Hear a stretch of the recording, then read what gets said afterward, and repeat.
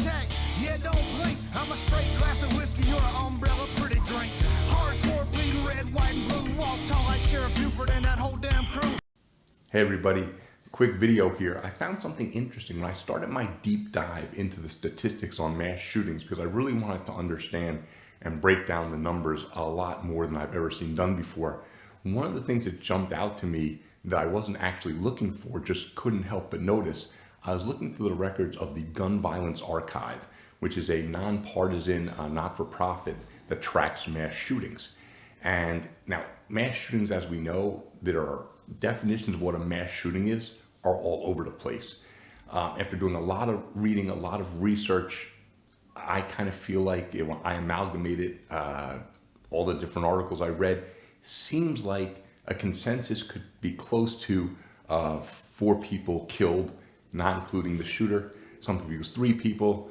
Some people use 4 people shot, not necessarily killed, but most of the data I've seen, 4 killed, not including the shooter, seems to be a good way to approach what we call a mass shooting.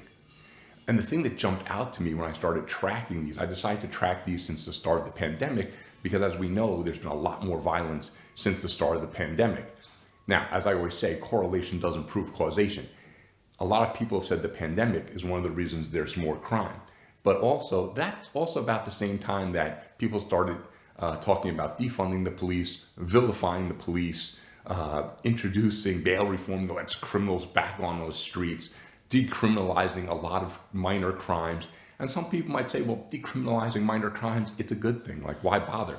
What people don't understand is that the way police most often catch people who have committed bad crimes, they catch them committing small crimes. So when you decriminalize something like turnstile hopping in New York, that's how they catch most of the bad guys. They catch them on turnstile hopping and then find that they're actually wanted for something else.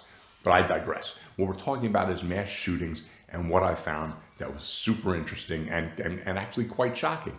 And that is California, the state with the strictest gun laws since the start of the pandemic, has had 11 of these mass shooting events where 4 more people died. You say, okay, California had 11. It's a big state. California had 11. The entire nation during that period only had 41. So California had more than 1/4 of all mass shootings. So again, correlation doesn't prove causation. So I'm not saying that because California has strict gun laws, they have the most mass shootings. This is just a fact. 11 of the mass shootings over the last 2.5 years were in California out of 41 for the entire country. So why would that be? They have the absolute strictest gun laws. All they talk about in California is gun control. Maybe it's because while they have the strictest gun laws, they also probably have, and I can't compare every criminal law, but I'm pretty sure they have the loosest criminal laws.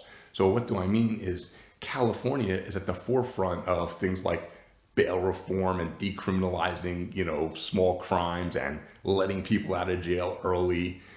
So instead of worrying about these strict gun laws, which don't seem to stop mass shootings at all, because look, most of the strict gun laws, you hear like pro-gun, like crazy pro-gun people, or, the NRA always saying, hey, if you institute these laws, all you do is stop law-abiding citizens from having guns. You don't stop criminals. That's one of those things that if people don't know me yet, I used to be very anti-gun, and I've switched recently. And when I was anti-gun, I bought into that rhetoric that, you can't say if you make laws, tough gun control laws, only criminals have guns. But I've come to see that's actually the truth. Over the course of my lifetime, living in New York, which has incredibly strict gun laws, and seeing places like California with incredibly strict gun laws, doesn't stop the violence. What stops the violence is taking violent criminals off the street. So to me, it's pretty amazing that California, let it sink in, California is over 1/4 of all the mass shootings in the US over the last 2.5 years. 1/4, just one state out of 50, right? Even population-wise, it's kind of big. It's not even close to 1/4 of the country's population, so it's crazy. So what it tells us is strict, super duper strict gun laws do not work. What works is locking up your criminals, locking up violent people, getting the mentally ill off the streets. California won't do any of this, and thus, they have the most mass shootings. So that's it. I'm deep diving into all kinds of statistics on the mass murders, including weapons use, all kinds of stuff that I'm going to bring to you, where I break down the numbers to make them make more sense, and also to separate the noise and the fear and the terror that the media gives us over these type of shootings and other events. So that's it. Please like. It's important that you like and subscribe to the channel. I've got a lot more great content coming up really soon, but really important on the gun channel that you like and subscribe. Thanks, everyone.